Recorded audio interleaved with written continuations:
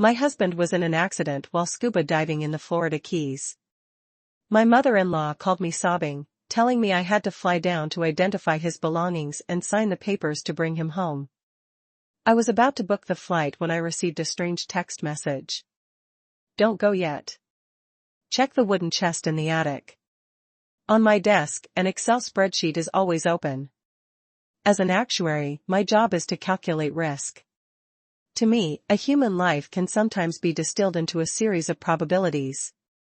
What is the probability of a 35-year-old man dying of lung cancer? What is the probability of a traffic accident during rush hour at the intersection of North and Halsted?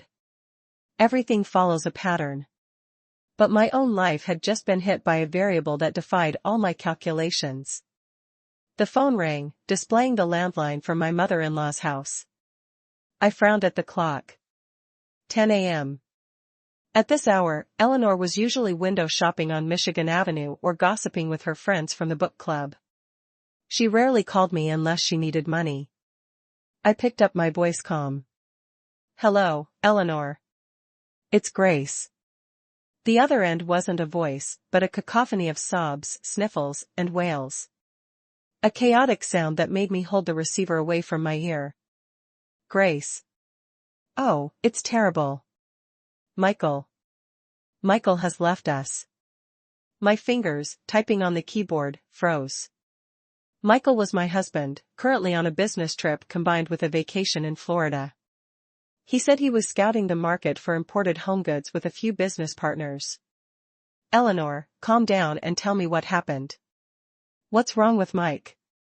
I asked, my eyes still fixed on a mortality chart on my screen. He went diving near some island, Islamada, the sheriff down there called. They said they only found his oxygen tank. Oh, Grace, why is my life so miserable? Eleanor shrieked. Her cries echoed in my quiet office, causing a few colleagues to glance over with concern. I remained still, but my brain began processing data faster than any computer. Mike went scuba diving and disappeared. I knew for a fact that Mike was an excellent swimmer. He'd won second place in a regional competition in high school. Furthermore, the waters around Islamada are famous for being calm and clear, and the diving spots for tourists are rarely dangerously deep. Mike was also a meticulous person, or more accurately, he was afraid of dying. He would never risk his life on thrill-seeking adventures without top-of-the-line safety gear. The probability of a strong swimmer, diving in safe, calm waters, and vanishing without a trace was nearly zero. Unless there was an external factor or he himself wanted it that way. What else did they say? Ella Laner, have they found him?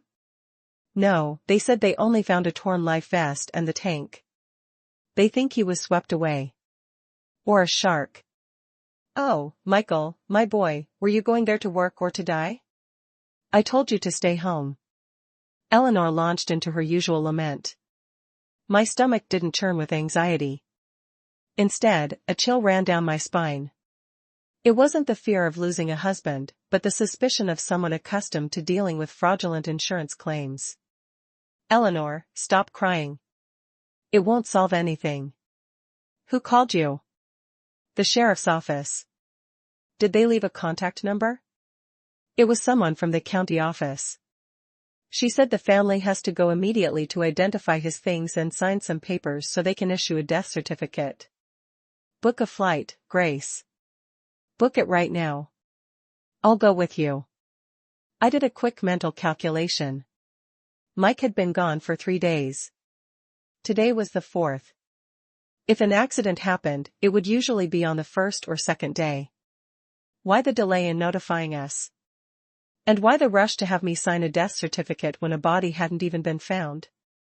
By law, a person must be missing for a certain period after extensive search efforts before being declared legally dead. The push to sign the papers immediately was a massive red flag. I understand. Get your things ready, Eleanor. I'll arrange things at work and come by to pick you up, I said and hung up. The air around me seemed to thicken. I didn't cry. Strangely, not a single tear would fall. Perhaps it was because the love between Mike and me had faded long ago, leaving only a shell of responsibility and financial arrangements. Or perhaps my intuition was telling me that my husband wasn't dead. I opened my browser and searched for Florida Keys weather last 3 days and scuba diving accident is La Mareta. The results showed sunny skies, calm seas, no storms. There were no reports of any fatal tourist accidents in the local Florida news outlets in the past 24 hours. If a tourist went missing, the press would typically be all over it. The media silence, my mother-in-law's urgency, the illogical disappearance of a skilled swimmer. I stood up, packing my work into my briefcase. My boss walked by and seeing my expression, asked, "What's wrong, Grace? You look pale." My husband had an accident in Florida. I need to take a few days off to handle it. My boss nodded immediately, his eyes filled with sympathy. He thought I was in shock, and I was. Not because my husband was dead, but because the numbers in my head weren't adding up. An equation with faulty input can never yield a correct result. I walked out of the office building, the Chicago sun hitting my face. I hailed a cab. As I waited, I pulled out my phone to book the earliest flight to Miami. But before my finger could touch the purchase button, a text from an unknown number made my phone vibrate violently in my hand. The message was short, anonymous, but it was enough to make my blood run cold. "Don't go yet. Check the wooden chest in the attic." I stared at the screen. The number was untraceable. But who knew I was about to go to Florida? Who knew my house had an attic and what was in the old wooden chest that required inspection? The taxi pulled up. The driver rolled down the window. "Where to?" I hesitated for a second, then changed my mind. Instead of the airport or my mother-in-law's house, I needed to go home first. "A condo in Lincoln Park," I said. "And please step on it." In the cab, I couldn't take my eyes off the message. A sense of unease crept into every cell of my body, not for Mike, but for myself. A trap had been set, and I had just placed my foot in it. Our condo was on the 15th floor. Mike bought it 3 years ago, claiming it was from his business profits. But I knew that more than half of the money came from my savings and a mortgage in my name.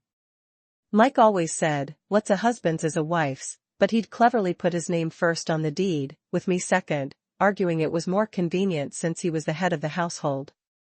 At the time, I believed him. Or perhaps I was too busy with my numbers to argue. I opened the door to a cold, silent apartment. The faint scent of men's cologne lingered in the air, the expensive kind Mike wore when meeting clients. I didn't turn on the lights, heading straight for the attic. This was Mike's private workspace, or more accurately, the place where he and his friends had poker nights and played video games until dawn. Whenever I was on a business trip, he forbade me from cleaning up here, claiming he was afraid of losing important documents. What important documents? For a guy who dabbled in importing questionably sourced home goods, I knew, but I let it go. Out of sight, out of mind. The wooden stairs creaked under my feet. The afternoon sun shone through a small window directly onto an old wooden chest in the corner. This chest was a gift from Eleanor to Mike. She claimed it was a valuable antique. To me, it was just a bulky piece of furniture that was always kept locked. I searched for the spare key. I remembered a time when Mike, drunk, had dropped his keys between the sofa cushions. I had found them and kept the chest key without telling him just in case. It was a professional habit, assessing and mitigating risk. I never thought I would actually use it. My hand trembled slightly as I inserted the key. Click. The sound of the latch releasing was stark in the silence. The heavy lid creaked open, releasing a musty smell. I looked inside. No money, no gold, no business documents.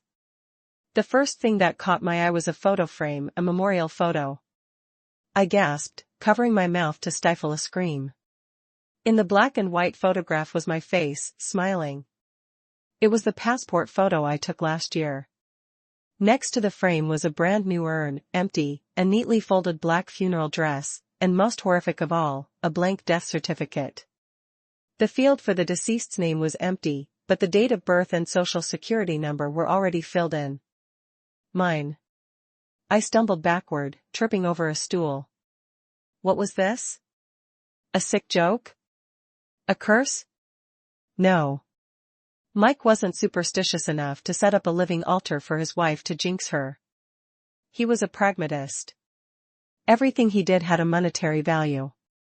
I moved closer, searching more thoroughly. Beneath layers of velvet lining at the bottom of the chest was a stack of papers. I pulled them out.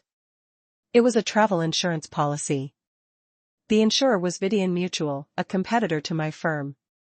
The personal accident coverage was for $2 million. I flipped to the last page. The signature of the policy holder, Michael Evans. The signature of the insured, Grace Evans. The policy was dated 1 week ago, just before Mike left for Florida. But wait, my signature. It was a perfect copy. But I had never signed this paper. It was a forgery. Snorts, Mike had forged my signature to buy an insurance policy on my life. My eyes locked onto the beneficiary section.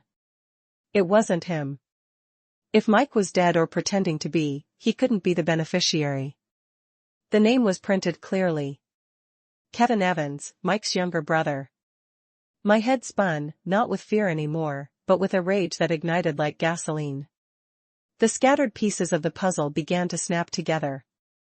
Mike goes to Florida, reports himself missing, and lures me over to identify him. If I go to Florida, what happens? A staged car accident on the overseas highway, a robbery gone wrong, or would I simply go for a swim and disappear just like him? If I died in Florida, this $2 million insurance policy would be activated. The beneficiary was Kevin. Mike being legally dead wouldn't be investigated. Kevin would receive the money and then split it with his brother, who would be hiding somewhere under a new name. I kept digging. A passport fell out. It was a brand new passport. The name on it was Robert Miller, born in 1985 from Houston, Texas. But the photo was of a face so familiar it made me want to vomit. Michael. He had already prepared his escape route, a fake passport to leave the US and travel to another country, maybe somewhere in the Caribbean, like the Bahamas, where he'd always dreamed of retiring. It was all clear now. This wasn't an accident. This was an elaborate play staged to take my life and defraud an insurance company. A plan so cruel I couldn't believe the man I had shared a bed with for 5 years could conceive it. My phone rang again. Ella Laner. Seeing mother-in-law on the screen made me feel sick. Was she in on it, or was she just another pawn in the game of her precious sons? I didn't answer. I needed time to think. I needed a plan. If they wanted to play a game of life and death, I would show them what the calculations of an actuary truly looked like. They saw a $2 million prize. I saw the fatal errors in their plan. I photographed everything, the makeshift memorial, the photo, the urn, the insurance policy, the fake passport. Then I put everything back in my bag. I locked the chest, wiped my fingerprints from the handle, and left the room, closing the door behind me. The house was still silent, but now in my eyes it was no longer a home. It was the scene of an attempted murder, and the intended victim had just declared war. I sat on the living room sofa and laid out the evidence on the coffee table. My mind was ice cold, emotions shoved aside to make way for logical analysis. The insurance policy was worth $2 million with an edema premium of $5,000. Where did Mike get $5,000? He was drowning in debt from failed business ventures and a lavish lifestyle that included supporting a mistress.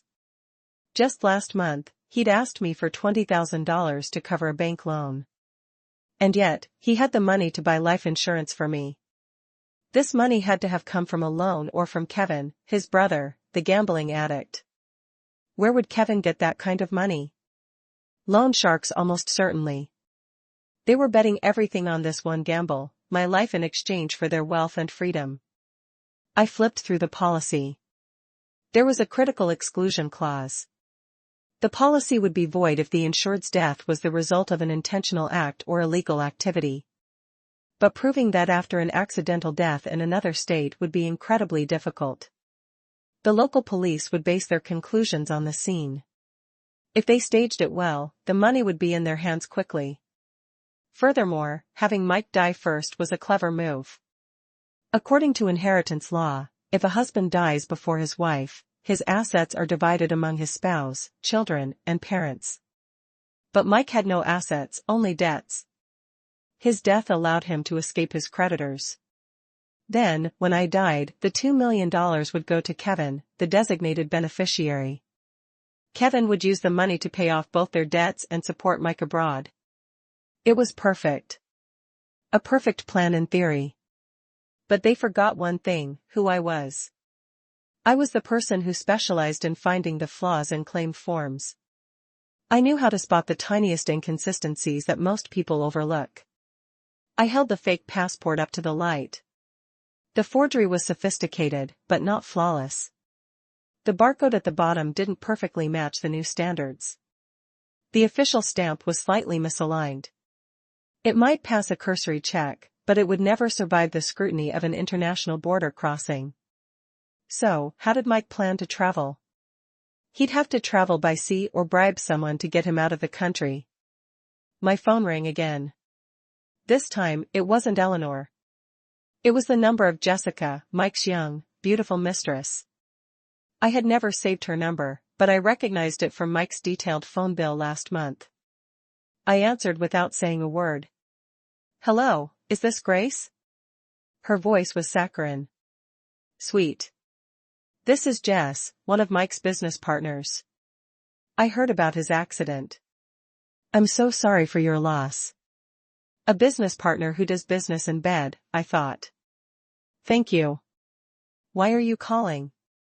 I replied, my voice flat. "Well, Mike borrowed some money from me for this import deal now that he's missing. I'm worried." "You're going to Florida, right? Could you see what the situation is?" She was probing, trying to find out if I was taking the bait. She had to be in on the plan.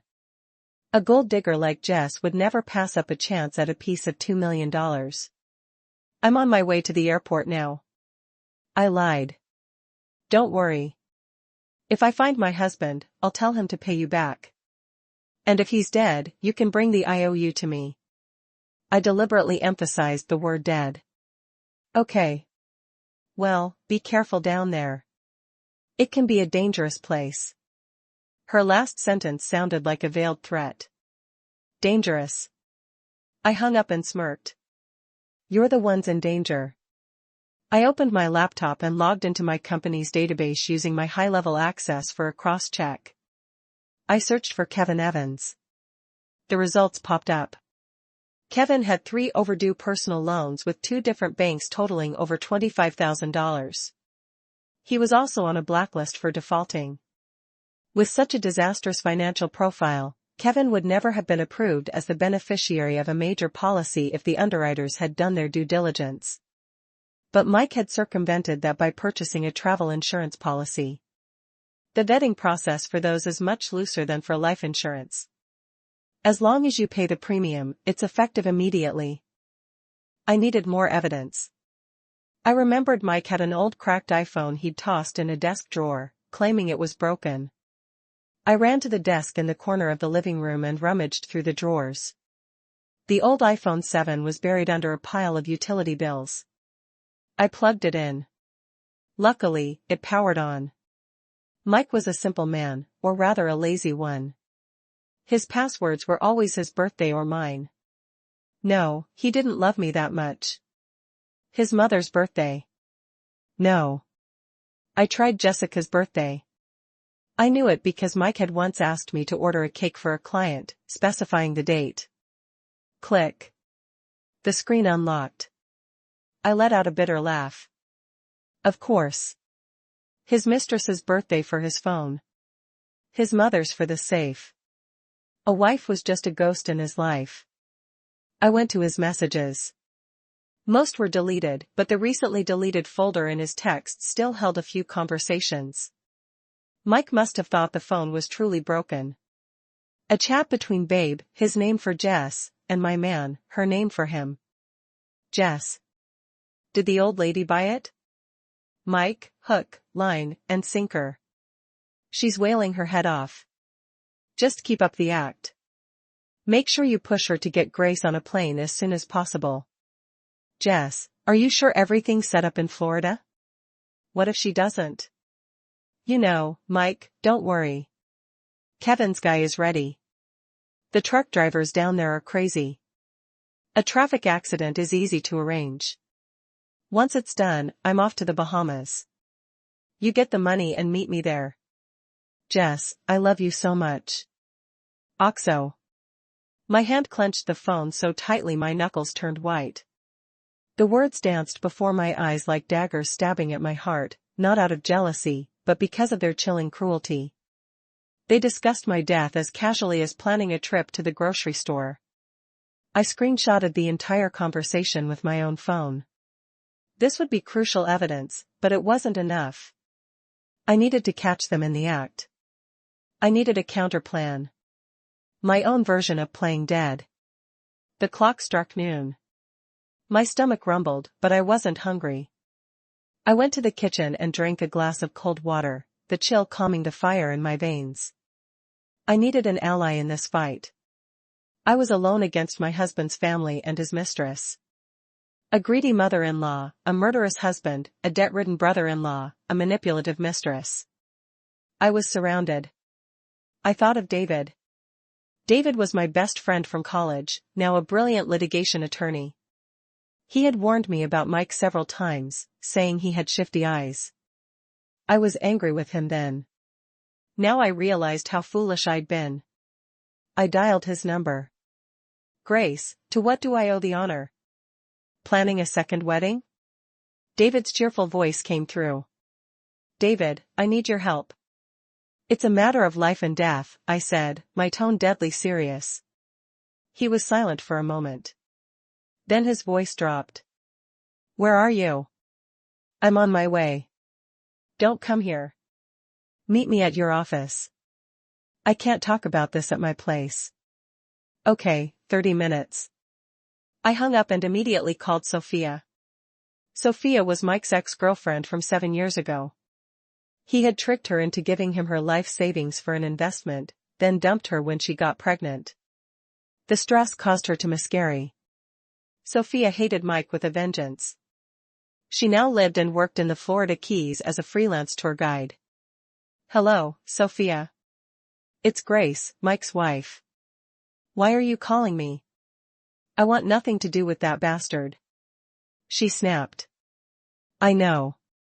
I'm calling to tell you that I'm about to join the club of his victims, but this time he's not just after money. He's after my life. Do you want to help me get revenge? Silence on the other end. I could hear her heavy breathing. Tell me everything. I gave her the short version. The fake disappearance, the insurance policy, the plan to have me killed in Florida. That son of a bitch. Sophia hissed. He never changes. What do you need me to do? I need you to be my eyes and ears in the Keys. You know the area. Help me find where Mike is hiding. I'm sure he hasn't gone far. He has to wait until I arrive and am taken care of before he can move on. Done. You get on that plane. I'll pick you up at the airport. I swear I will help you expose him. With Sophia on board, I felt a little stronger. I changed into a discreet black outfit and put on large sunglasses to hide my eyes. Not that they were swollen, but I needed to play the part of the grieving wife. I grabbed some cash, all my important personal documents, and the savings accounts I had hidden from Mike and put them in my purse. I walked out of the condo, locking the door carefully. Before leaving, I glanced up at the security camera in the corner of the living room. It was connected to Mike's phone. He was surely watching my every move. I stood in front of the camera and put on a little show. I covered my face, my shoulders shaking as if I were sobbing. I collapsed onto a chair, pounding my chest in anguish. Then I wiped my tears, pulled out a suitcase, and began throwing clothes into it chaotically, as if in a panic. Performance complete. I dragged the suitcase to the door. I knew that somewhere in Florida, Mike was watching his phone screen, a triumphant smile on his face.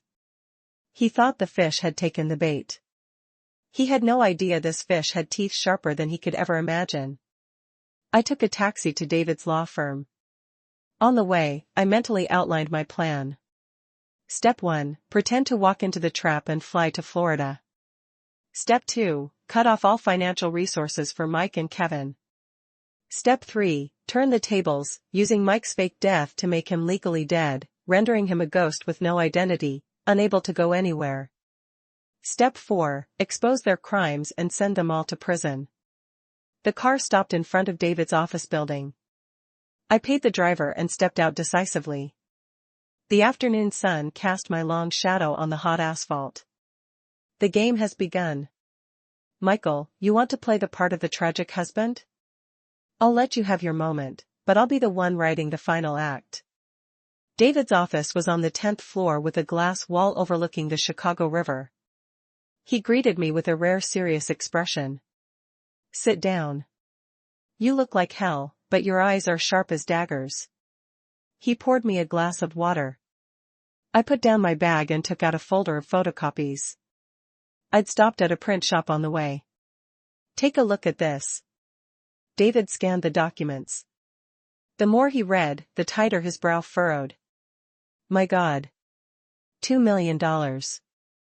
A fake passport. This guy has some nerve. This is a conspiracy to commit murder for insurance fraud. What are you going to do?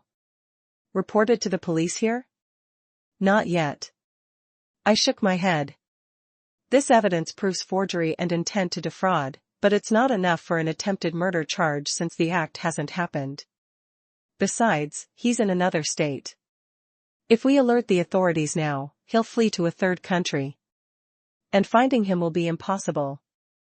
I want to catch the whole network, including the mistress and the brother who's helping him. Grace, you're playing with fire. You'll be in a place you don't know well. What if he hires a couple of local thugs to take care of you? I have Sophia helping me there, and I need you to do something crucial for me here. Name it. For old time's sake, I'm all in. I need you to draft a petition to declare a person legally missing and freeze all their assets. The moment I land in Florida, I want Michael Evans to become a legal ghost. Every bank account, every credit card frozen solid with no money and no real passport, and with me holding the evidence of his fake one, he'll be trapped. David nodded slowly. I can do that. I have a very reputable contact in Miami. I'll send them the file immediately, but you have to be incredibly careful. One more thing, I said with a cold smile. I need to borrow a substantial amount of money from my mother-in-law. Let's call it compensation for emotional distress. What are you planning? Ella Lehner has a retirement savings account with about $150,000. Plus, Kevin recently sold some family property to pay off debts, but hasn't paid them yet. I'm going to take all of it. David's eyes widened. You're going to con them back? It's not a con. It's holding it for safekeeping. With money, they'll only cause more trouble.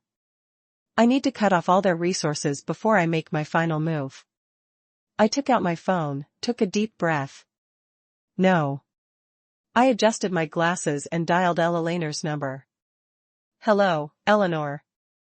My voice was trembling, choked with feigned tears. Grace, did you book the tickets? When are we leaving? She asked impatiently. Eleanor, I'm so scared. I just got a call. A call from who? Spit it out. Someone called me. They said Mike owes some loan sharks $150,000. They said he fled to Florida to escape the debt. Now they know I'm planning to go find him. And they threatened to stop me at the airport. They said if I don't pay them, I'll never leave Chicago and I'll never bring Mike's body home. I spun the tale smoothly. I knew Eleanor's weaknesses, her obsession with appearances and her superstitions. The thought of her son's body not receiving a proper burial, becoming a wandering ghost, would terrify her. $150,000. What did he borrow that much money for? Oh, God. I don't know. They mentioned principal and interest. They're watching my condo building right now. Eleanor, I can't go outside. I don't think I can go to Florida. We'll have to leave Mike there. I'm too scared to die. Are you crazy? Your husband is lying there waiting for you and you're just going to abandon him? Eleanor screamed. But where am I going to get $150,000? We still have a mortgage on the condo. The line went silent for a moment. I could hear her whispering urgently to someone. It had to be Kevin. Stay put. Let me figure something out. Just stay in your apartment and don't do anything stupid. Eleanor hung up. I put the phone down and winked at David. The fish is on the hook. She's terrified of losing the $2 million payout she thinks he. Jetta PCO förfiden. Go Florida och have my accident compared to $2 million. $150,000 will seem like a bargain. David shook his head. A wry smile on his face. You're a hell of an actress. Grace, I'm starting to be a little scared of you. Life forced me to be. I replied. If I don't act, I'll be the one coming home from Florida in a box. I stood up and looked out at the flowing Chicago River. A storm was brewing outside. Dark clouds were rolling in. A storm was coming indeed, but this time I would be the one directing the wind. David walked me to the door, his expression still worried. I knew he was concerned, but this was no time for hesitation. I waved to him and stepped into the elevator, feeling the slight jolt as it began its descent. Just as I stepped out of the building's lobby, my phone rang. It was Eleanor. As I predicted, the time it took for greed to overcome stinginess was shorter than I'd thought. I answered, my voice still trembling with practiced panic. Hello, Eleanor. What should I do? I don't think I can go. They just texted me a threat. They said they'd throw acid on me if I leave my apartment without the money. On the other end, Eleanor's voice was rushed and breathless, as if she'd been running. Calm down and listen to me. I got the money. Kevin and I just scraped it all together. Where are you? Come to my house right now. I can't. I'm hiding at a friend's place. Are you sure you have it? It's $150,000. I said I have it. Just get over here. Kevin said he'll take you to the airport himself. With him there, those thugs won't dare to do anything. If you don't come home and go get Michael, I'll kill myself. I swear. I hid a smirk, but my voice remained tearful. Okay, I'll get a cab. Please wait for me. I hung up and hailed a taxi to Eleanor's house, a spacious 3-story home in a nice neighborhood in Evanston. It was her biggest asset and the house where Mike and Kevin grew up. When I walked into the living room, the tension was thick enough to cut with a knife. Eleanor sat on the sofa, her face flushed, clutching a black duffel bag. Kevin sat next to her, his leg bouncing nervously, his eyes darting toward the door. Here's the money, Eleanor said, pushing the bag toward me. This is from my savings account. I had to withdraw it early, plus the money from the sale of the old family property, Kevin's contribution, and my wedding gold. Count it. It's $150,000. I opened the bag. Inside were stacks of crisp $100 bills, the smell of fresh ink filling the air. Next to them were several gold bracelets wrapped in newspaper. I looked at Eleanor, then at Kevin. His eyes were full of regret at seeing the money go, but also a glimmer of calculation. He was certain this small investment would yield a $2 million return. Eleanor, this is so much cash. How can I carry this to them? They said to wire it to an intermediary account. I pushed the bag back. Wire it? Kevin interjected, his voice harsh. Are you stupid? You want a paper trail? These guys only take cash. But they texted me an account number, I said, holding up my phone. On the screen was a text I had sent myself from a burner SIM. The message contained the account number for a shell corporation David had set up. Kevin snatched the phone, read the text, and swore under his breath. Damn it. What kind of amateurs are these?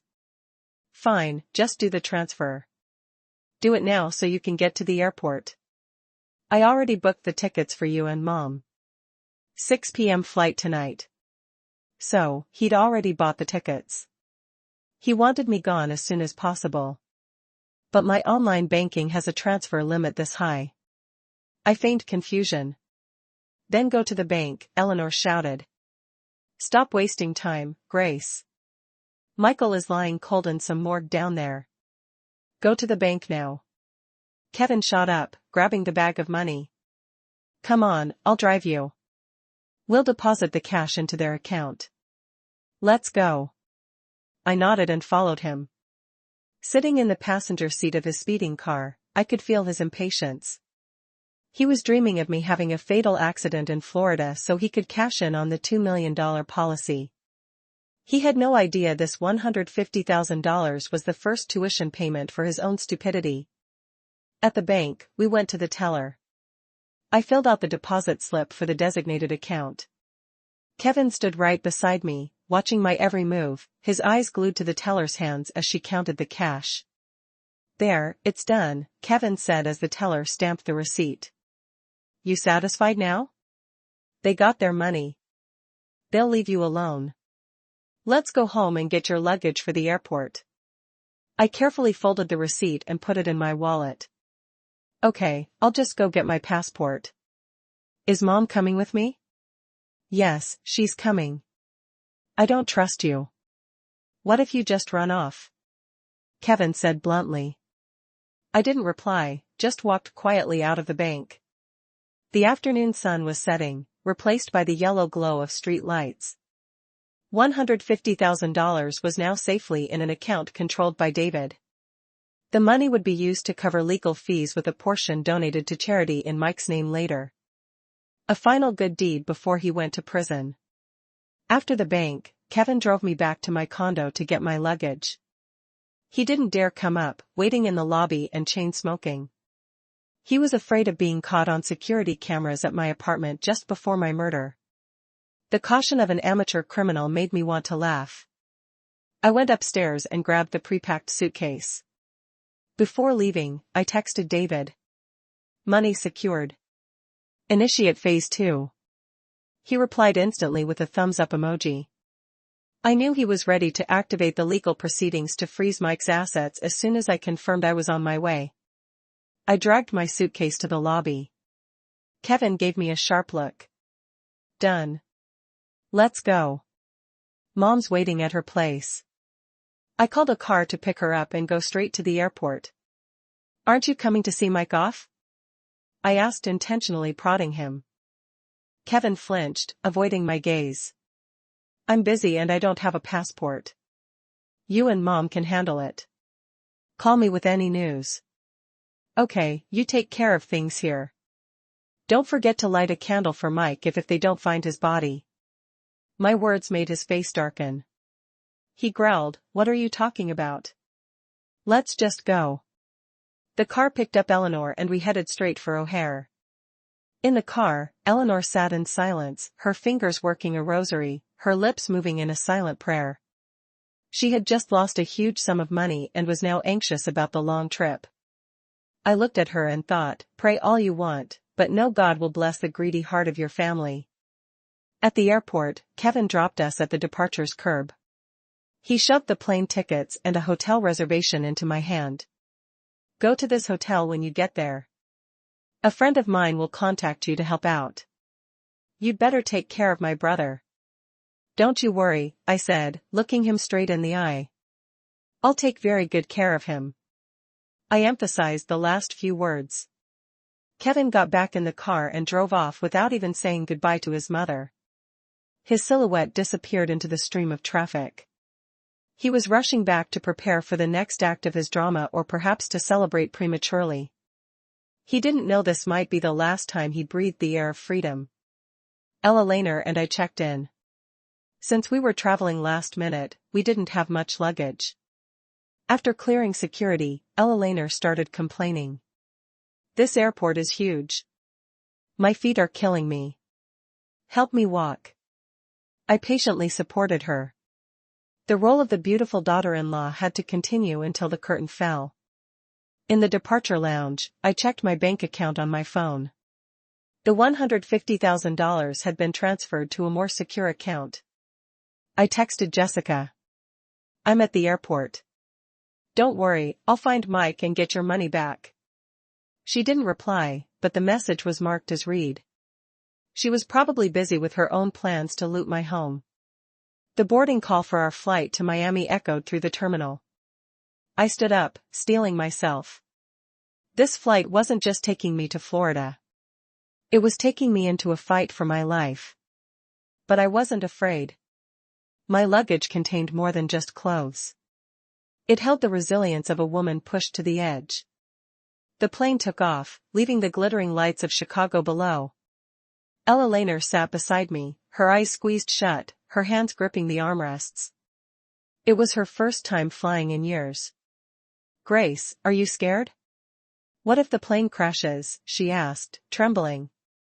Don't worry, Eleanor. The probability of a plane crash is far lower than winning the Powerball jackpot, I replied. A professional habit. She glared at me. You and your numbers. Your husband is dead and you're sitting here calculating probabilities. I fell silent and turned to the window. Outside was a pitch-black night. I remembered the few happy months after Mike and I first married. He had made so many promises, painting a beautiful picture of a perfect family. It was all a lie. His character was rotten from the core, nurtured by his mother's blind indulgence and his own vices. The flight was just over 3 hours. When we landed at Miami International Airport, it was past 9:00 p.m. local time. I had rented a car to drive down to the Keys. In the rental car garage, I checked my phone. A message from Sophia. Mike's buddy is here. He got to the Keys yesterday. Staying at a motel near the party zone. Saw him with another guy. Looks like some kind of thug. I froze. Mike's buddy. Who? I texted back. Are you sure? Sophia sent a candid photo. In it, a skinny guy with arm tattoos was eating at a food truck. It was Rico, a low-level enforcer Kevin sometimes used for his gambling debts. What was he doing here? He must have been sent to help Mike stage my accident. So, Kevin was still in Chicago watching me while Rico was sent to be Mike's muscle in Florida, a clear division of labor. Are you hungry, Eleanor? Should I get you something to eat? I asked. How can I eat at a time like this? I'm exhausted. When will we get there? Soon. Just a little longer. I bought 2 bottles of water and some pastries. In my head, I was mapping out the forces. The enemy, Mike and Rico in Florida, Kevin and Jessica directing from Chicago. My team, me, Eleanor, currently a liability, David providing legal support from afar, and Sophia as my local scout. I needed to isolate Rico. If he was the one meant to get his hands dirty, I had to make sure he couldn't get near me. The drive down the overseas highway was dark with the ocean on both sides. A light rain began to fall and that feeling of unease returned. I gripped the steering wheel, telling myself, you can do this, Grace. You've calculated all the variables. When we arrived in Islamada, a wave of hot, humid air washed over us as we got out of the car. The salty smell of the sea mixed with the scent of tropical flowers. Sophia was waiting in the lobby of the hotel Kevin had booked.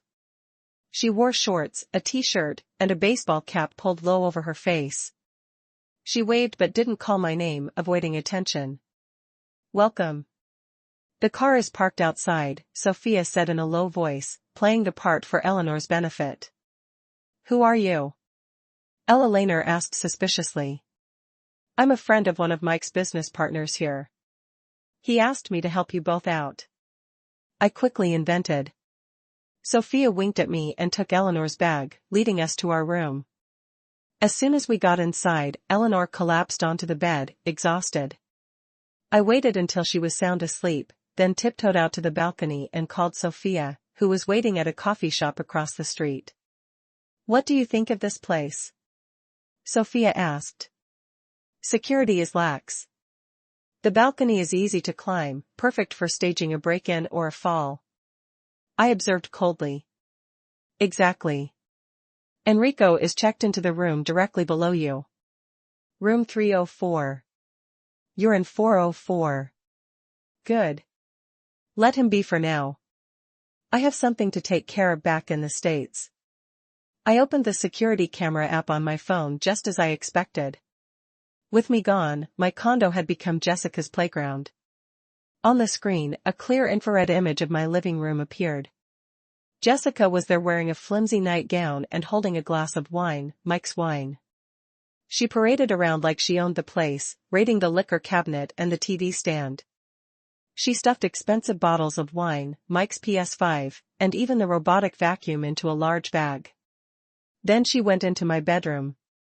She opened my closet, pulling out my designer handbags to admire herself in the mirror before grabbing all of my perfumes and cosmetics. I hit the screen record button. This brazen theft would be a wonderful gift for Kevin. I found Kevin's number and sent him the video with a message.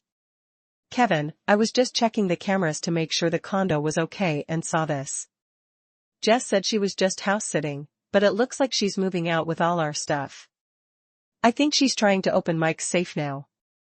I added the detail about the safe to provoke him. I knew Kevin was possessive about family property, especially now that he was deep in debt and considered his brother's assets his own. 2 minutes later, my phone buzzed. Kevin was calling. I ignored it. I let him call 3 more times before texting back. "Sorry, I'm at the hotel. The signal is terrible. You need to do something. I think Jess is clearing the place out." I sent another video clip. This time, Jessica was fiddling with the safe in the bedroom. In reality, she didn't know the combination and was just trying her luck.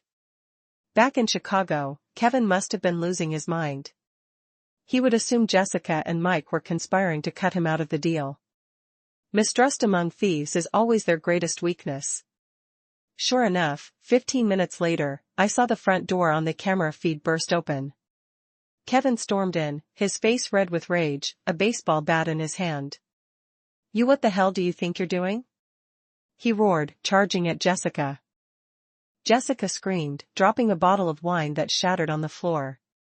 "Kevin, what are you doing here?" "Mike told me to." "Mike told you what?" "To empty my brother's house?" "You trying to take everything for yourself?"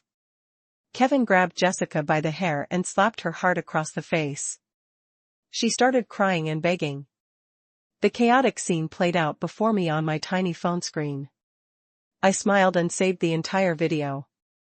This was evidence of breaking and entering and assault. With this, I could send them both to jail or at the very least let them tear each other apart. I turned off my phone and went back into the room. Eleanor was still snoring. She had no idea that back home her precious younger son was beating up her older son's mistress in the very home she used to boast about to her neighbors. Tomorrow, when the sun rose over the Florida Keys, my play would truly begin. The next morning, I woke Eleanor early. She groaned, complaining of a sore back and a headache. "Grace, just call the sheriff and tell them to find Michael. I'm too tired for this." "Get up and have some breakfast, Eleanor. Then we're going to see a lawyer. They said they have a lead on Mike." I lied. "Really? He's alive?" Eleanor shot up like a spring, her eyes wide. "I don't know for sure, but they said they need a family member to verify some information." We went down to the hotel lobby. Sophia was already waiting with an old pickup truck. "Good morning. Please get in." The truck drove along the coastal road. The morning sun glittered on the turquoise sea. A strong sea breeze carried the salty air. The scenery was paradise. But our destination was something else entirely.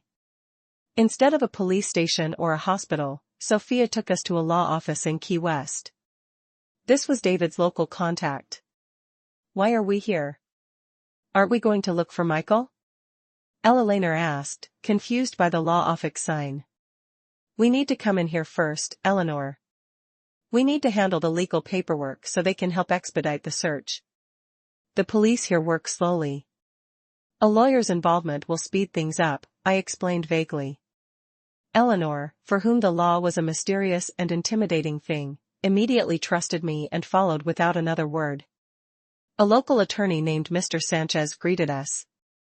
He spoke excellent English and Sophia acted as a supplemental interpreter. Mrs. Evans, Miss Evans, we've received the file from Mr. David in Chicago. We are proceeding with the petition to have Mr. Michael Evans declared missing under special circumstances to freeze his assets. However, we've just received some interesting information from the Coast Guard. Mr. Sanchez pushed a folder across the desk towards me. Inside were printouts from a security camera at a small marina far from the tourist areas. In the photo, a man with a build exactly like Mike's was boarding a fishing boat. He wore a baseball cap pulled low and a face mask, but his slightly stooped posture and the watch on his wrist were unmistakable.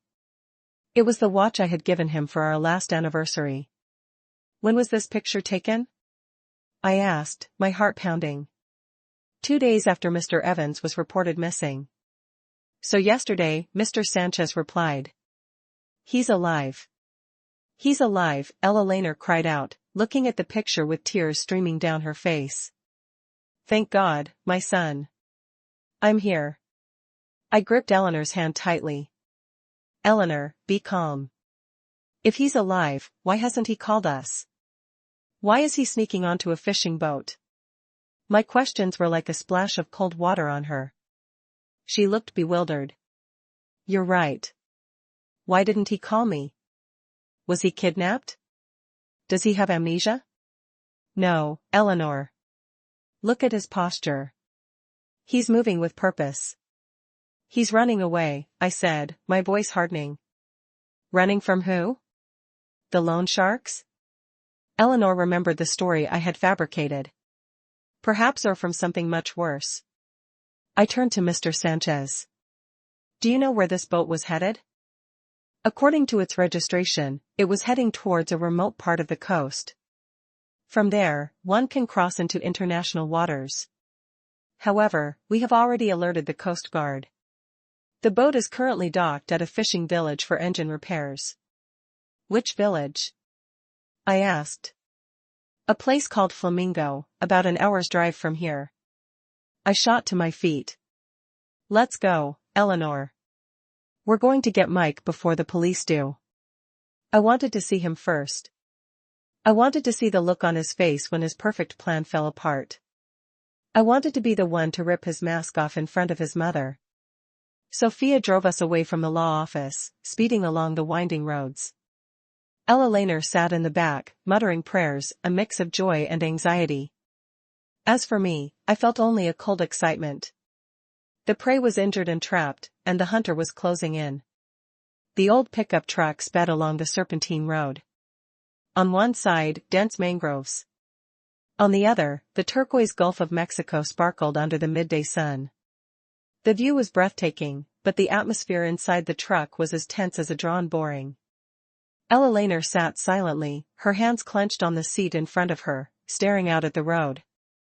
She was imagining a tearful reunion with her precious son. I, on the other hand, was glued to my phone, waiting for a confirmation text from David. Ping. A message arrived. Done. The court has issued an emergency order freezing all of Michael Evans's accounts as well as related accounts based on suspicion of money laundering and insurance fraud. His credit cards are now useless pieces of plastic. I let out a quiet sigh of relief. The most critical step was complete. Mike was now penniless. He couldn't withdraw cash, couldn't pay for a hotel, couldn't buy a bus ticket. He was trapped.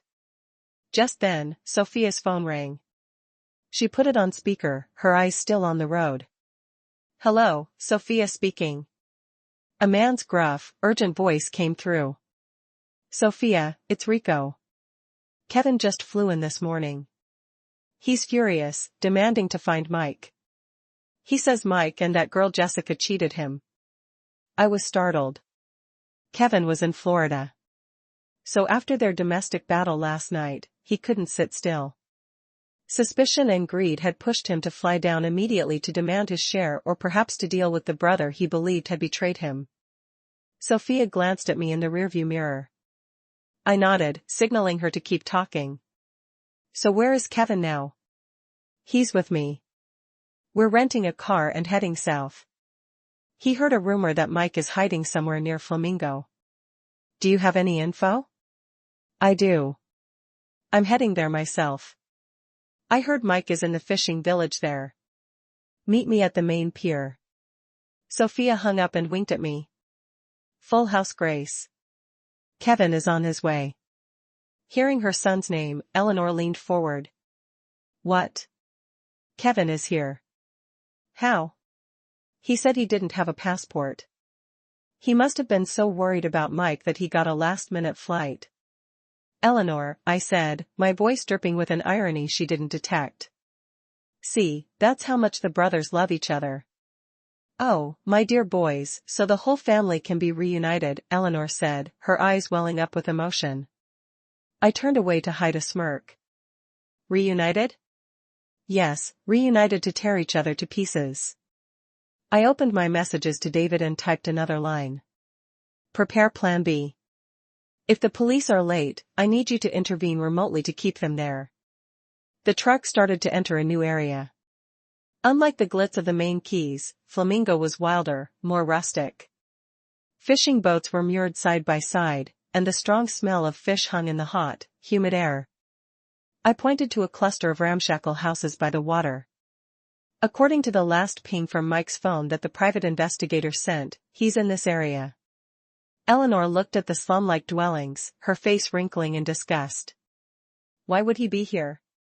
My son is a businessman on vacation. You forget, Eleanor. He's on the run from loan sharks. He can't exactly check into the Four Seasons, can he? The truck stopped at the edge of a narrow alley. We got out, the heat rising from the asphalt in waves. I adjusted my sunglasses and my purse. Inside wasn't just my wallet, but a secret weapon. A fake IOU. I had prepared to corner Mike completely. The cat and mouse game was over. It was time for the cat to pounce. We didn't go straight into the village. Instead, we stopped at a roadside stall to observe. From here, we had a clear view of the pier where old fishing boats bobbed on the waves. Ella Laner was anxious to rush in and find her son, but I held her back. Be patient, Ella Laner. If we rush in and he thinks we're the creditors, he might run. We need to assess the situation first. About 15 minutes later, a red convertible screeched to a halt not far from us. Two men got out. One was skinny, tan, with tattoos covering his arms. Rico. The other was heavier, wearing a loud Hawaiian shirt. Sweat pouring down his face, his expression murderous. It was Kevin. As soon as he got out of the car, Kevin started swearing, kicking at a fish basket on the side of the road, earning annoyed looks from the local fishermen. Damn it, it's hot as an oven here. Where is he? You said he was here, Kevin yelled at Rico. Easy, boss.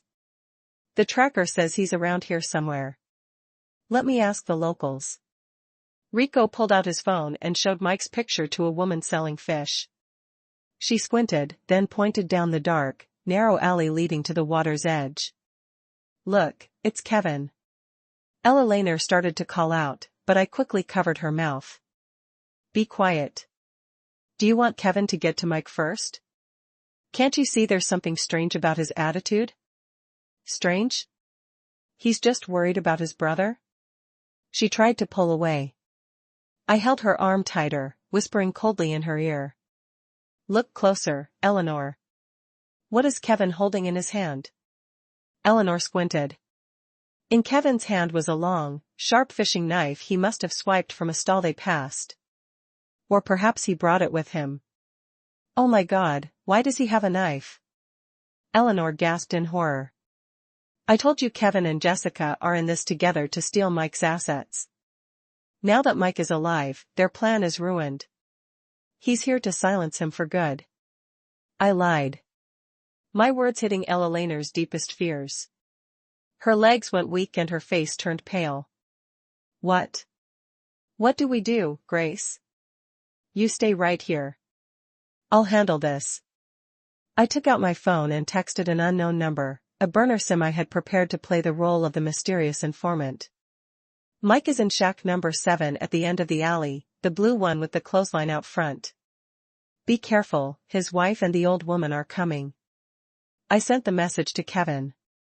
Instantly, I saw him look down at his phone. He looked up, his eyes wild, and signaled to Rico. They both sprinted down the alley. They're on the move. Let's follow them, Eleanor, I said, pulling her to her feet. Sophia followed behind us, whispering. Your wicked Grace. Are you trying to get them to kill each other? I'm just helping them resolve their internal conflicts, I replied with a grim smile. One stone, two birds. We followed Kevin and Rico at a safe distance. The sound of their heavy footsteps and curses echoed in the narrow alley. The stench of rotting fish and swamp was overwhelming. This was the perfect hiding spot for a fugitive like Mike, but also the perfect trap to bury him. The uninvited guests had arrived. The party was about to begin. Shack #7 was perched precariously on wooden stilts driven into the black mud of the shoreline. It was a makeshift structure of rusted tin and plywood with a roof of decaying palm fronds. The midday sun beat down on the tin roof, making the air inside an oven. Mike was in there. I could picture him, the once dapper businessman, now stripped to his shorts, sweating profusely, counting his last few dollars and cursing the tropical heat. He was undoubtedly waiting for news from Kevin or Jessica that I had arrived in Florida and met with an accident. He had no idea the accident was coming for him. Kevin and Rico reached the door. Kevin didn't knock. He kicked it hard. Crack! The flimsy wooden door burst open. They stormed inside like wild animals. You bastard. Hiding pretty good, huh? Kevin's roar filled the air. Eleanor tried to run after them, but I held her back, pushing her behind a pile of old fishing nets. Wait here and listen. If you go in now, you'll be the one getting stabbed from inside. We heard the crash of things being thrown around. And then Mike's voice, trembling but trying to sound tough. Kevin, what are you doing here? You should be in Chicago. Chicago? My ass? Kevin screamed. You trying to play me? You said you'd fake your death. We'd split the insurance money. But now Jessica is cleaning out your entire condo. Where's the cash you hid? Give it to me. Jess cleaned out the condo. How would I know? I'm stuck here. My cards are all blocked. Mike pleaded. Don't lie to me. You and her cooked this up to cut me out, didn't you? I know your game. If I don't get the money today, I'll make sure you die for real. I looked at Eleanor. She was covering her mouth, her eyes wide with horror. The words of her precious sons were like daggers piercing her heart. She finally understood. There was no accident, no death, only a fraudulent scheme born from the bottomless greed of the children she had raised. Do you hear that, Eleanor? I whispered. That's the truth. Eleanor slumped like a wilted leaf. She wasn't crying anymore, just a dry, rasping sob caught in her throat. The truth was too cruel for her to accept. Inside, the argument escalated. I swear I don't know anything. Call Jessica and ask her, Mike yelled. I'll break your damn face. Where's the money? Give me your wallet. We heard scuffling, the thud of punches, and Mike's cry of pain.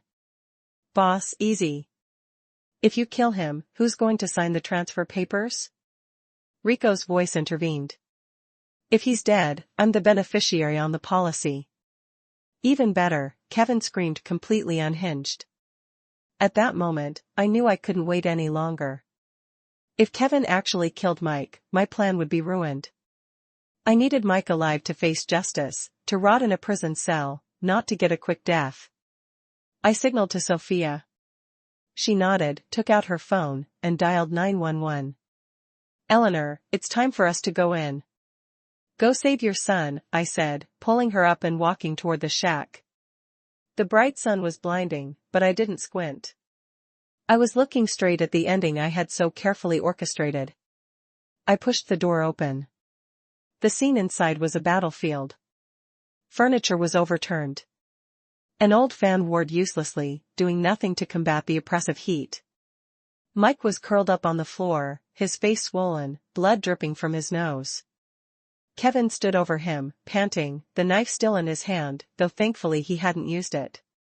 Rico stood guard by the window. Our arrival stunned them all into silence. Time seemed to stop. Mom. Mike choked out, his voice distorted by pain and shock. He looked at me as if he'd seen a ghost. According to his script, I shouldn't have even arrived yet, or I should already be dead. Oh, my son. Ella Laner could hold back no longer. She rushed to Mike, hugging him and sobbing. How did it come to this? Kevin stumbled back, his face paling. Mom, why are you here? And Grace, you. I calmly walked in and shut the door behind me, blocking the only exit. I took off my sunglasses and looked from Kevin to Mike. Hello everyone. Quite a party, a family reunion, and you didn't even invite me. You knew all along? Mike stammered, trying to sit up, but collapsing again in pain. Knew what? That you faked your death to commit insurance fraud, that you planned to have me murdered here in Florida, or that you and your brother were about to kill each other over the money? I listed their sins one by one, my voice as even as if I were reading a financial report. Each word was a slap in their faces. Kevin glared at me. You set me up. That anonymous text. That was you, wasn't it? Smart boy. I sneered. A little late though. Enraged. Kevin lunged at me, raising the knife. I'll kill you. Eleanor screamed. But I didn't flinch. Rico, who was closest, suddenly moved to block Kevin's arm. What are you doing? Let me go. Kevin yelled. Rico looked at me, then back at Kevin, shaking his head. It's over, boss. She's already called the cops. If you kill someone now, you're getting life. I'm just a debt collector, not a lifer. Rico wasn't stupid. He saw the tables had turned. My confident demeanor meant I held all the cards. That's right. The police are on their way. Should be here in about 5 minutes, I said, checking my watch. You all have 5 minutes to say your goodbyes. Hearing the word police, Mike's face went ashen. He crawled over to me and grabbed my leg, begging, Grace, please save me. I was wrong. It was Kevin's idea. I never wanted to hurt you. Just tell the police it was all a misunderstanding. I'll pay back everything. I'll start over. I looked down at the pathetic man who was once my husband. His cowardice made me sick. A minute ago, he was plotting my murder. Now he was blaming his brother for everything. What did you say? Hearing this, Kevin exploded, kicking Mike away. You were the mastermind. You told me to forge the papers. You told me to find someone to take care of Grace. And now you blame me. The two brothers started fighting again. This time not for money, but for survival. Each trying to pin the blame on the other. Eleanor stood between them, crying hysterically, trying to intervene, but getting shoved into a corner. I leaned against the door, my arms crossed, watching the scene of brotherly betrayal unfold. This was the sweetest revenge. I didn't have to lift a finger, their own greed and selfishness would destroy them. Enough. I yelled, my sharp voice startling all three of them into silence. I walked over and threw the folder of photocopies on the floor in front of Mike. Take a good look. This is the court order freezing your assets. This is the proof you forged my signature on the insurance policy. And this is the video of Jessica cleaning out your condo. You've lost everything, Mike. No money, no love, no brother, no family. Mike picked up the papers, his hands shaking uncontrollably. He looked at me, his eyes filled with utter despair. Grace, how did you do this? How? I leaned down, my face close to his, and whispered, because I'm an actuary. My risk calculations are much better than yours. Your biggest mistake was treating me like a number on your spreadsheet, forgetting that I was the one holding the pen. The wail of police sirens grew louder, coming from the end of the alley. The piercing sound tore through the oppressive silence of the fishing village. The Monroe County Sheriff's deputies swarmed in quickly, guns drawn. Sophia was with the commanding officer, pointing at the 3 men in the room. Arrest all of them, the officer ordered. Mike, Kevin, and Rico didn't resist. They meekly put their hands up to be cuffed. Seeing her sons being arrested, Eleanor rushed forward, grabbing the officer's leg, wailing and begging, "Please, sir, let my sons go. They were just foolish. They didn't do anything." The officer gently but firmly pushed her away. I helped Eleanor up and guided her to a chair. "Eleanor, don't. They're just doing their job. Grace, save your husband. Tell them to let him go. I'm begging you." "I'll get on my knees," she cried, clasping her hands as if in prayer to me. I looked at her without a shred of pity. "I can't save them. The law isn't a game. You should be glad they were caught. If Mike had escaped with those loan sharks back home, he'd be dead one way or another. At least in prison, he'll stay alive." Eleanor collapsed, sobbing silently. She knew I was right. There was no way out. The police led the 3 criminals to their vehicle. As Mike passed me, he kept his head down, unable to meet my eyes. Kevin shot me a look full of hatred and fear. And Rico just muttered a string of curses, regretting the day he got involved with this disastrous family. Sophia and I watched as the car doors closed and it drove away, kicking up a cloud of dust. "It's over," Sophia said, exhaling in relief. "What's your next move?" "I need to finalize the legal paperwork. I'll stay a few days to give my statement to the police and lawyers. Then I'm going back to Chicago to deal with the last loose end." "Jessica?" Sophia asked. She's still happily spending my money in Chicago. It's time she learned a lesson." I turned to Eleanor. She was still sitting on the ground looking like a lost soul. "Get up, Eleanor. Let's go back to the hotel. Tomorrow, I'll take you to the station to arrange for visiting or sending things to Mike." Eleanor looked up at me, her eyes a complex mixture of resentment, fear, and a newfound dependence. I was the only one left who was clear-headed and had the resources to handle anything. "Grace, you planned all of this from the beginning, didn't you?" I didn't answer her question. I just extended a hand to help her up. "Eleanor, in the insurance business, there's a principle called utmost good faith. When that principle is broken, the contract is void. My marriage to Mike was the same." I helped Eleanor to the car. The afternoon sun had softened, but the sea still roared. The storm inside me had passed, leaving behind the cold peace of someone who had walked through the wreckage to reclaim her freedom. The curtain had fallen on the play in Florida, but the stage in Chicago was waiting for me to return and clean up the final act. The next morning, I went with Mr. Sanchez and Sophia to the sheriff's station to finalize the report. Eleanor insisted on coming, but the sight of a disheveled Mike in a holding cell made her faint. So, I had Sophia take her back to the hotel. In the interrogation room, Mike was a broken man. The arrogant swagger was gone, replaced by the fear of a failed con artist. Facing federal prison time for fraud, he confessed to everything. He detailed the insurance scheme, the faked death, and most importantly, he spelled out Jessica's role. He admitted that Jessica had helped him connect with the forgers and that she was holding a portion of the cash he had siphoned off before his trip. I sat and listened, recording his entire confession with the permission of the police. This was the final weapon I needed. "Grace, I'm begging you," Mike said, his voice cracking as he looked at me through the partition glass, tears streaming down his face. "I told them everything. Can you ask for a lighter sentence?" I promise when I get back to Chicago, I'll sign the divorce papers. You can have the condo. I stared at him, my expression unmoved. That condo is in my name. You have nothing to give me. As for the divorce, the court will grant it on grounds of abandonment and felony conviction. You just focus on behaving yourself in prison. No one's going to wait on you in there. I walked out of the station. The Florida sun was still brilliant, but my mind was already in Chicago. A venomous snake was still loose, and it needed to be defanged. I called David. It's done here.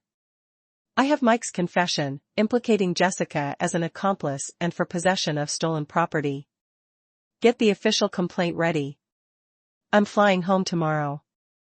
Get back here quick, David said, a hint of amusement in his voice. Jessica is selling your designer handbags on Poshmark. Says they were unwanted gifts. I laughed. A bitter hollow sound. The audacity. Jessica still thought I was dead or stranded in Florida and that Mike and Kevin were too busy to notice a few handbags. She had no idea that every one of her actions was being documented as evidence against her. Let her sell them, I said. The more she sells, the longer her sentence. I went back to the hotel to get Eleanor. She was huddled on the bed, her eyes puffy.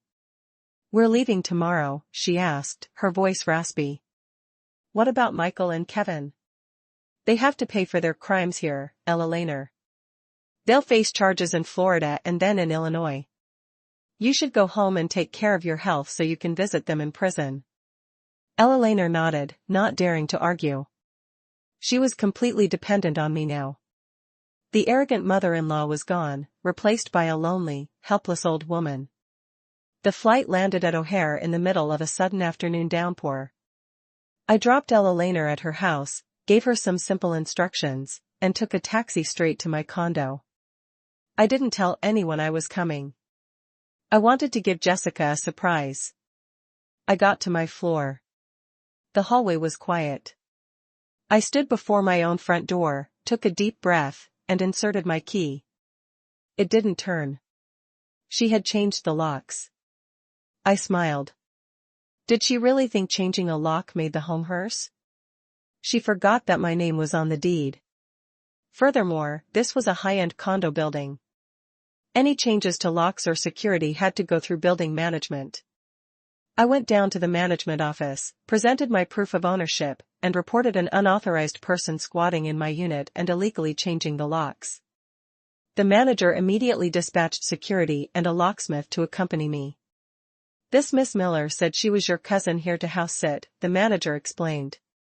She even showed us a letter of authorization signed by your husband. A forged signature, I'm sure, I said.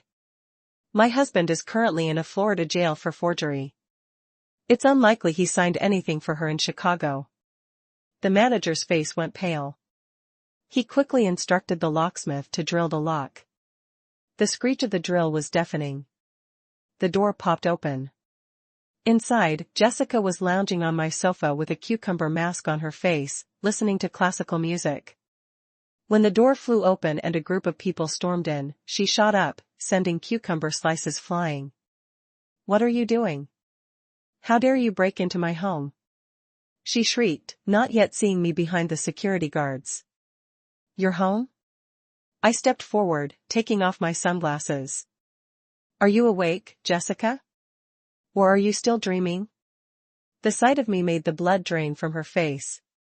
She stumbled backward, tripping over the coffee table. Grace, how you're here?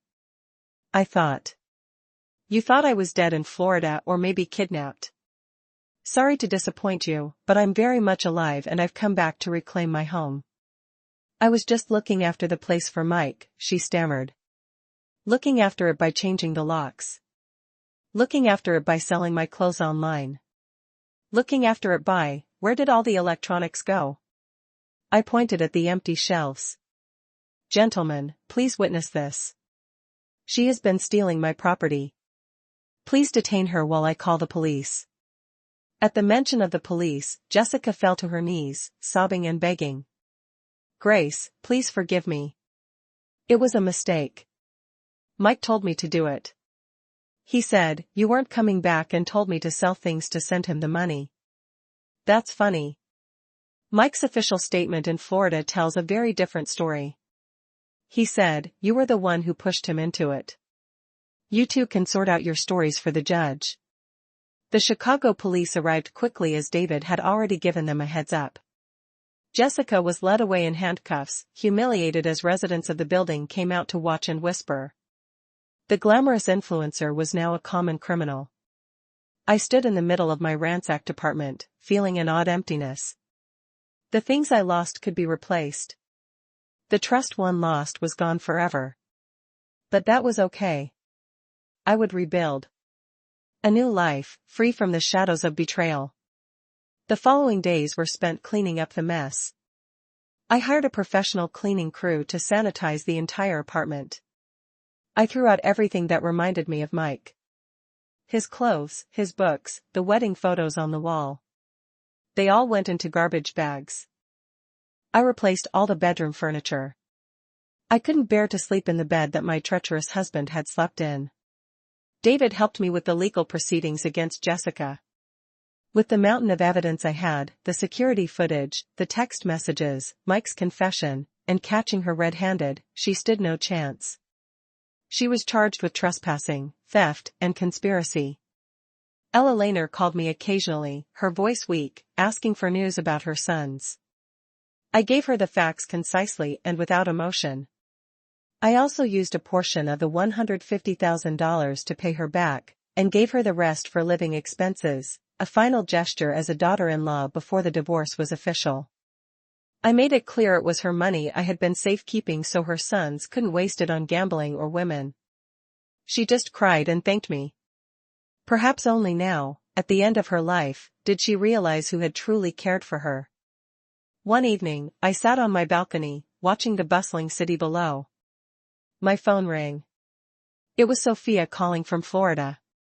Grace, the preliminary trial is over here. Mike got 2 years and Kevin got 1 for public disturbance and illegal entry. They'll be extradited to Illinois for the federal charges after they serve their time. Thank you, Sophia. You've been a great help. Don't mention it. Seeing them get what they deserved was a relief for me, too. A little bit of justice for what happened years ago. By the way, I sent you a little gift. Check your messages. I opened the message. It was a photo of Mike and Kevin in prison. Their heads were shaved and they were wearing orange jumpsuits sitting on the floor eating. They looked pathetic and thin, all their former arrogance gone. I looked at the photo without smiling or crying, feeling only a strange sense of peace. The price of greed and betrayal is always steep. I deleted the photo. I didn't need to keep such ugly images in my memory. I stood up and stretched. The evening breeze blew through my hair. Tomorrow I would file for divorce. 2 years later, the trial for the fraud case of Michael Evans and his accomplices was held in Chicago. Mike and Kevin had been extradited after serving their sentences in Florida and were arrested the moment they landed at O'Hare. I attended the trial as the victim and key witness. I wore a simple white dress, looking confident and serene. In the defendant's box, Mike, Kevin, and Jessica stood with their heads bowed. 2 years in prison had aged Mike terribly. His hair was graying, his back stooped. Kevin was rail thin, his eyes sunken. Jessica was equally worn down after her time in jail. Eleanor sat in the audience, sobbing when she saw her sons. I sat a few rows away, giving her a slight nod when she looked over, but keeping my distance. The judge questioned the defendants.